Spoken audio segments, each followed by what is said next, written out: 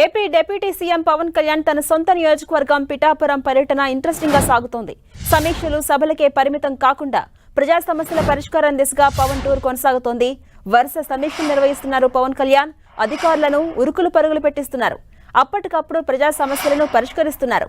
భవిష్యత్తులో తీసుకోబోయే చర్యలు వివరిస్తున్నారు. ప్రజల అర్జీలను పరిష్కరిస్తూ నియోజకవర్గ అభివృద్ధికి హామీలు ఇస్తూ ముందుకు సాగుతున్నారు జనసేనాని. నియోజకవర్గంలోని కీలక అంశాలపై ఫోకస్ పెట్టారు జనసేన అధినేత. గంజాయి, ఎర్రచందనం, ఆడపిల్లల సమస్యలపై ప్రధానంగా దృష్టి సారించారు. పనిలో పనిగా గత ప్రభుత్వంపై పదునేళ్ల విమర్శలు సంధిస్తున్నారు పవన్ కళ్యాణ్. పవన్ తన మొదటి రోజు పర్యటనలో అక్రమ బియ్యం దందాపై ఫోకస్ చేశారు. గంజాయి, ఎర్రచందనం స్మగ్లింగ్ పైన కీలక ప్రకటనలు చేశారు. ఎన్నికల ప్రచార సమయంలోనే అక్రమ బియ్యం రవాణాపై పవన్ కళ్యాణ్ విమర్శలు చేశారు. అధికారంలోకి వచ్చిన తర్వాత సివిల్ సప్లై మంత్రి నాదెండ్ల మనోహర్ అక్రమ బియ్యం రవాణాపై దృష్టి పెట్టారు. ఇప్పటి వరకు పట్టుకున్న అక్రమ బియ్యం కేవలం 1%, ఇంకా లోతైన దర్యాప్తు కొనసాగుతుందన్నారు. ఇక గంజాయి వ్యాపారం పిల్లల భవిష్యత్తును నాశనం చేస్తుందన్నారు పవన్ కళ్యాణ్. తిరుపతి నుంచి వేల కోట్ల విలువ చేసి ఎర్రచందనాన్ని చెక్పోస్టులు దాటించారని ఆరోపించారు. వేల కోట్ల విలువ చేసి ఎర్రచందనాన్ని వెనక్కి తీసుకొచ్చే ప్రయత్నాలు చేస్తున్నామని తెలిపారు.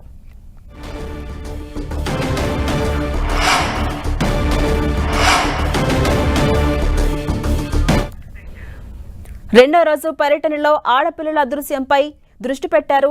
రాష్ట్రంలో 30,000 మంది ఆడపిల్లలు అదృశ్యమైతే గత ప్రభుత్వం కనీసం ఒక్క ప్రెస్ మీట్ కూడా పెట్టలేకపోయిందని విమర్శించారు. 9 నెలల క్రితం భీమవరానికి చెందిన ఒక ఆడపిల్ల కనిపించట్లేదని ఓ తల్లి తనకు ఫిర్యాదు చేస్తుందని తాను ఆదేశిస్తే 72 గంటల్లోనే ఆచూకీ కనిపెట్టామన్నారు. జమ్మూ కాశ్మీర్లో ఆచూకీ గుర్తించి అక్కడి పోలీసులతో మాట్లాడి పట్టుకున్నామన్నారు. ఆడపిల్లల ఆచూకీ కోసం ఒక ప్రత్యేకమైన సెల్ను ఏర్పాటు చేయబోతున్నట్టుగా ప్రకటించారు.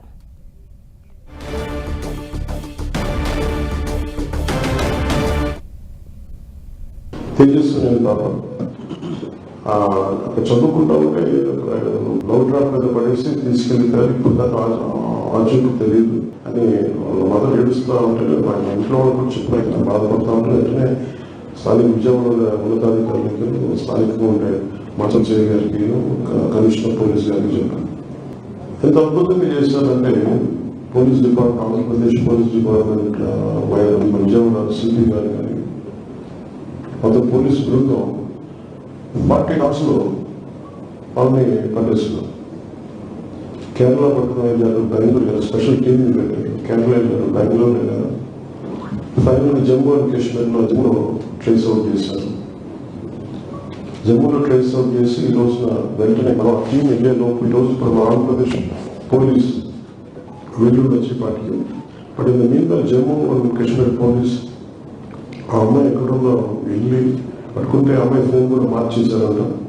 ఈ న్యూస్ ఎప్పుడైతే వాళ్ళ మదర్ నాకు ఇచ్చారో ఇలా నా గురించి నా దృష్టికి తీసుకొచ్చారో అది వెంటనే వాళ్ళు అబ్బాయి వెళ్ళిపోయి తీసేసారు. అమ్మాయిని నాకు ఇబ్బంది పెడుతున్నాను, వచ్చేస్తున్నాను అంటే వాళ్ళు అబ్బాయి కూడా చెప్పు వెళ్ళదు మీకు వాళ్ళ చేత తెలియజేస్తాను. మీరు ఉన్నామో తెలియజేస్తే కూర్చోబెట్టి చెల్లెలు అసలు తెలియజేసారు. బయట రావద్దంటే చెల్లెలు మా అయ్యా చేయాలంటే పోలీసు అయితే ఇద్దరు విడిగా పట్టుకొస్తున్నారు. ఇప్పుడు ఏం జరిగింది తెలియదు కారణంలో వెతుకుతారు. ఇప్పుడు మీకు ఎందుకు చెప్తున్నానంటే ఒక తల్లి తాలూకు వేదన ఏడుపు కథ. ఇవాళ పవన్ కళ్యాణ్ మూడో రోజు పర్యటన కొనసాగుతుంది. ఉప్పాడ బీచ్ ను డిప్యూటీ సీఎం పరిశీలించబోతున్నారు. సముద్రం కోతకు గురై ఇల్లు కోల్పోయిన బాధితులను పవన్ కళ్యాణ్ పరామర్శించబోతున్నారు. సముద్రపు కోత తీవ్ర స్థాయిలో ఉండడానికి గల కారణాలు, వాటి స్థాయిని తగ్గించే చర్యలపై పవన్ కళ్యాణ్ సమీక్ష చేయబోతున్నారు. మధ్యాహ్నం పిఠాపురం అధికారులతో పరిచయ కార్యక్రమంలో పాల్గొంటారు. ఆ తర్వాత టీడీపీ, బీజేపీ నేతలతో సమావేశమవుతారు. పిఠాపురం నియోజకవర్గ ప్రజలకు ధన్యవాదం తెలిపేందుకు సాయంత్రం 4 గంటలకు వారాహి బహిరంగ సభలో పవన్ పాల్గొంటారు. బహిరంగ సభ అనంతరం విజయవాడకు చేరుకుంటారు జనసేనాని.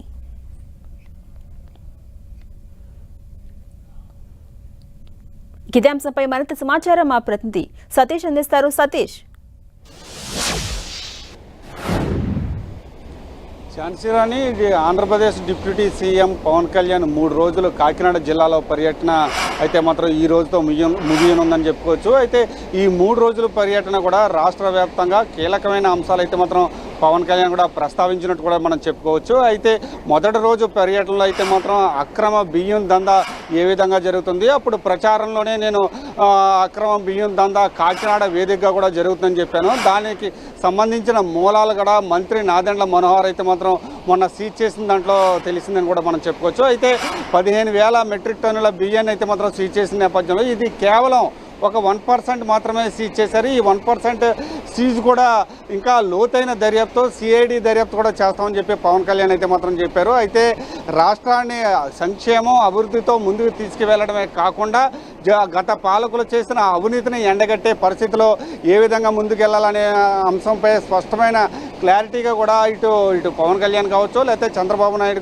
కూడా ముందుకు అడుగులు వేస్తున్నారని చెప్పుకోవచ్చు. అందులో భాగంగా ఇటు అక్రమ బియ్యం దందాతో పాటు గంజాయి, ఎర్రచందన స్మగ్లింగ్ విషయాన్ని అయితే మాత్రం మొదటి రోజు అయితే మాత్రం ప్రస్తావించినట్లు కూడా తెలుస్తుంది. అయితే అక్రమ బియ్యం దందాకైతే మాత్రం కాకినాడ పోర్టు వేదిక అయితే గంజాయి స్మగ్లింగ్ అయితే మాత్రం ఏజెన్సీ ప్రాంతంగా రవాణా అయితే మాత్రం జరుగుతుంది. దీన్ని పూర్తి స్థాయిలో అరికట్టేందుకు ఎవరు రవాణా చేసినా గంజాయికి సంబంధించి ఎటువంటి ఇన్వాల్వ్మెంట్ ఉన్నా సరే కఠిన చర్యలు తీసుకుంటామని చెప్పి ఇప్పటికే పవన్ కళ్యాణ్ కూడా చెప్పడం జరిగింది. అయితే తిరుపతికి సంబంధించి తిరుపతి వేదికగా కొన్ని వేల కోట్లకు సంబంధించి అయితే మాత్రం ఎర్రచందన స్మగ్లింగ్ అయితే జరిగింది.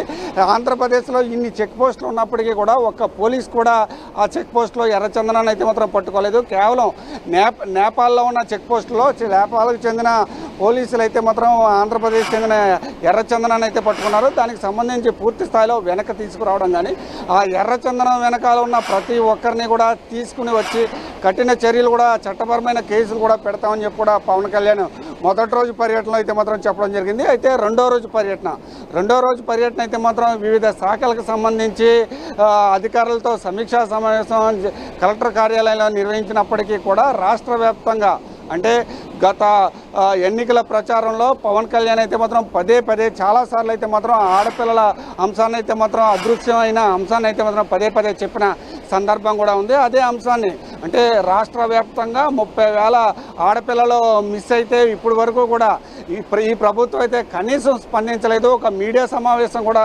పెట్టకపోవడం దారుణం అని చెప్పి ప్రస్తావించారు. అయితే 9 నెలల క్రితం మిస్ అయిన భీమవరం చెందిన ఒక ఆడపిల్లను తల్లి ఫిర్యాదు చేయడంతో పోలీసులకు చెప్పిన కేవలం 72 గంటల్లోనే ఎక్కడ ఉన్నారు అనే అంశంపై వాళ్ళ పూర్తి స్థాయిలో దర్యాప్తు చేసి పోలీసులు పట్టుకున్నారు.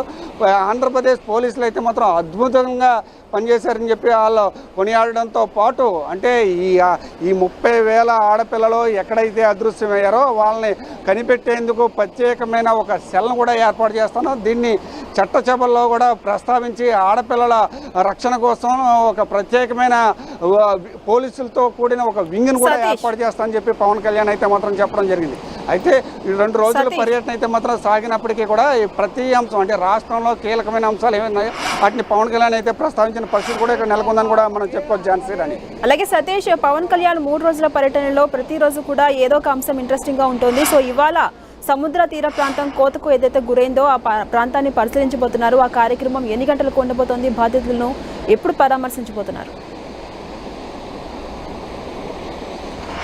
అయితే పవన్ కళ్యాణ్ ఈ 3 రోజుల పర్యటన అనేది ప్రతిరోజు కూడా రాష్ట్రంలో ఒక కీలక అంశాన్ని ప్రస్తావిస్తూ ముందుకు వెళ్తున్నారు. అయితే ప్రస్తుతానికైతే మాత్రం ఈరోజు 3వ రోజు పర్యటన అయితే మాత్రం ప్రారంభం కానుంది. మరి కాసేపట్లోనే ప్రారంభమవుతుందని కూడా మనం చెప్పుకోవచ్చు. ప్రస్తుతానికి మనం ఉప్పాడ సముద్ర తీర ప్రాంతంలో ఉన్నాము. ఈ ప్రాంతం అంతా కూడా అంటే ఉప్పాడ దగ్గర నుంచి మనం చూసుకుంటే కనుక సుబ్బంపేట వరకు కూడా సుమారుగా 6 గ్రామాలు అయితే మాత్రం సముద్ర కోత గురయ్యి కొన్ని సంవత్సరాల నుంచి కూడా వందల కుటుంబాలు అయితే మాత్రం సముద్ర గర్భంలో కలిసిపోయిన పరిస్థితి అయితే మాత్రం ఉంది. ఈ ప్రాంతాన్ని ఈరోజు మరి కాసేపట్లో డిప్యూటీ సీఎం పవన్ కళ్యాణ్ అయితే మాత్రం పరిశీలించి ఈ సముద్ర కోత ఏ విధంగా జరుగుతుంది, ఆ సముద్ర కోతని స్థాయిని తగ్గించే అంశాలు ఏ విధంగా ఉన్నాయని పరిశీలన కూడా చేయనున్నారు. అయితే గతంలో అయితే మాత్రం జియో ట్యూబ్ ఒక రివిట్మెంట్ కూడా ఈ సముద్ర తీర ప్రాంతంలో ఏర్పాటు చేశారు. అయితే దీనికి సంబంధించి అంటే మడ అడవుల్ని పెంచడం ద్వారా కొంతవరకు కూడా సముద్ర కోతనైతే తగ్గించవచ్చు, లేకపోతే రివిట్మెంట్ ఏర్పాటు చేయడం ద్వారా కూడా తగ్గించవచ్చు. అయితే అది తాత్కాలిక పరిష్కారాలు అయినప్పటికీ కూడా శాశ్వత శాశ్వత పరిష్కారంగా ఏం చేయాలి అనే అంశంపై ప్రత్యేక కమిటీని కూడా వేయనున్నారని కూడా మనం చెప్పుకోవచ్చు. ఏదేమైనప్పటికీ కూడా గత కొన్ని సంవత్సరాల నుంచి కూడా సముద్ర తీర ప్రాంతంలో కోతకు గురి ఇబ్బందులు పడుతున్న సముద్ర తీర ప్రాంత ప్రజలందరినీ కూడా ఈరోజు పవన్ కళ్యాణ్ స్వయంగా ఈ కోత ఎలా జరుగుతుందనే అంశం చూడనున్నారు. దీనికి సంబంధించి నిపుణులతో ఒక కమిటీని వేసి ఈ సముద్ర కోతని తగ్గించే విధంగా ఏ విధంగా ముందుకు వెళ్ళాలి అనే అంశంపై కూడా పవన్ కళ్యాణ్ ఈరోజు సమావేశం కూడా నిర్వహించే అవకాశం కూడా ఉందని కూడా మనం చెప్పుకోవచ్చు ఝాన్సీ రాణి. అయితే ఈ సమావేశం అనంతరం కూడా పిఠాపురం నియోజకవర్గ అధికారులతో కూడా అంటే పరిచయ వేదిక కూడా ఉంది. పరిచయ వేదిక అనంతరం టీడీపీ బీజేపీ నాయకులతో కూడా సమావేశం అవుతారు. ఆ తర్వాత సాయంత్రం పిఠాపురం నియోజకవర్గ ప్రజలకు కృతజ్ఞత సభ ఉప్పాడ సెంటర్లో అయితే మాత్రం ఉంది. నియోజకవర్గంగా వ్యాప్తంగా కూడా అత్యధిక మెజారిటీతో పవన్ కళ్యాణ్ గెలిపించిన తర్వాత మొదటిసారి ఎమ్మెల్యే గెలిచి డిప్యూటీ సీఎం బాధ్యతలు తీసుకున్న తర్వాత పిఠాపురం రావడంతో వీళ్ళందరికీ కూడా కృతజ్ఞత తెలిపేందుకు ఆ సభలో అయితే మాత్రం పవన్ కళ్యాణ్ అయితే ప్రసంగించనున్నారు. ఏ అంశాలు అయితే ప్రస్తుతానికి అయితే మాత్రం పిఠాపురం నియోజకవర్గాన్ని ఏ విధంగా అభివృద్ధి చేయబోతున్నారు అనే అంశంపై ఈరోజు సాయంత్రం కూడా ఒక క్లారిటీగా కూడా ప్రసంగించనున్నారని కూడా మనం చెప్పుకోవచ్చు Jhansi Rani. Right, thank you Satish.